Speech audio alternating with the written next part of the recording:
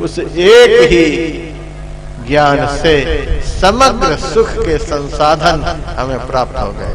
जामे वस्तु अनेक। तो सर्वाजीत भी कम नहीं थे, उन्होंने कहा कि किस समुद्र में डूब लगाने से ज्ञान रूपी वह खजाना प्राप्त होता है जिस खजाने में सारे खजाने भरे पड़े होते हैं। किस समुद्र में? अरब महासागर में डूब लगाए कि अटलांटिक महासागर में डूब लगाए कि हिंद महासागर में डूब लगाए कि बंगाल की खाड़ी में डूब लगाए करके आए, प्रशांत महासागर में डूब लगाए।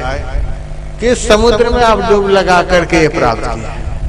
आज तक तो दुनिया के बहुत सारे गोताखोरों को मैंने देखा है, हीरा लेकर के निकलते हैं, मोती लेकर के निकलते हैं, ये सब तलहटी से लेकर के निकलते हैं, लेकिन अपनी मुट्ठी में ज्ञान लेकर के निकले हैं। आज तक ऐसा गोताखोर का नाम ही नहीं सुना। और समुद्र के अंदर से ज्ञान लेकर के निकले, किस समुद्र में आप डुबकी लगाए?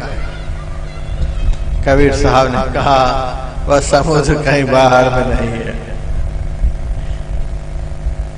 कबीर काया समुद्र है, अंत न पावे कोई, मृतक होए के जो रहे मानिक लाभे सोय। कबीर काया समुद्र है। ये 3.5 हाथ का जो शरीर है, इससे बड़ा समुद्र तो दुनिया में कोई हो ही नहीं सकता। देखने में लगता है 3.5 हाथ का, लेकिन सारा विश्व ब्रह्मांड इसी समुद्र में समाया हुआ है। देहस्था सर्व विद्या, दुनिया की सारी विद्या इसके भीतर में। देहस्था सर्व देवता, सभी देवी देवता इसके भीतर में। देहस्था सर्व तीर्थानी, सारे तीर्थ इसके भीतर में। गुरु वाक्य न लभते, सदगुरु के ज्ञान से ही ये सब प्राप्त होते हैं, लेकिन है सब इसके भीतर में। अब गुरु नानक देव जी महाराज जी कहते हैं, घर माही अमृत भरपूर है। परमात्मा रूपी अमृत इस शरीर रूपी घर के अंदर भरे पूरे हैं। फिर कहा सब कुछ घर में ही, बाहरी नाही, बाहरी टोले सब घर में भोला ही। सब कुछ इसके भीतर नहीं है। 3.5 हाथ का शरीर है, सब कुछ इसके भीतर में है।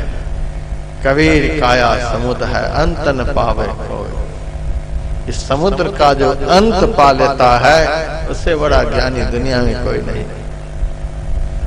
हम लोग आंखों को बंद करते हैं, अंत दिखता है, इसका अंत कहाँ है?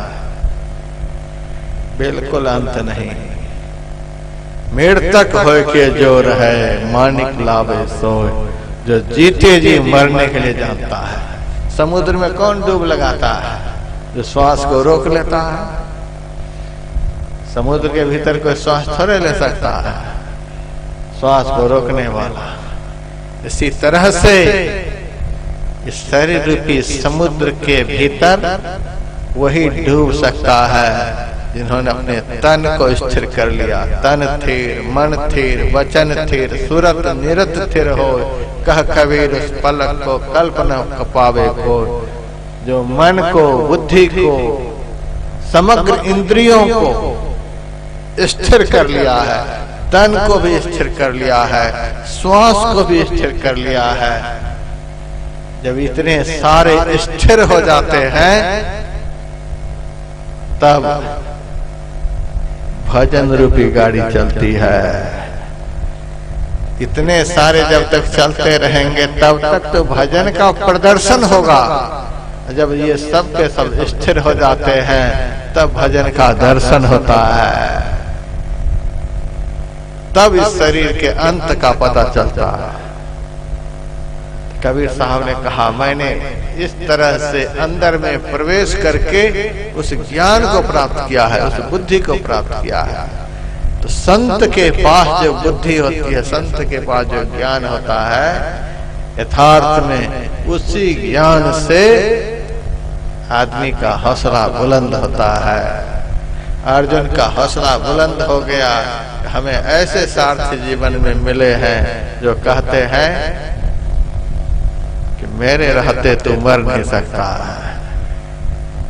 यदि मर जाएगा तो ब्रह्मांड को उलट दूंगा।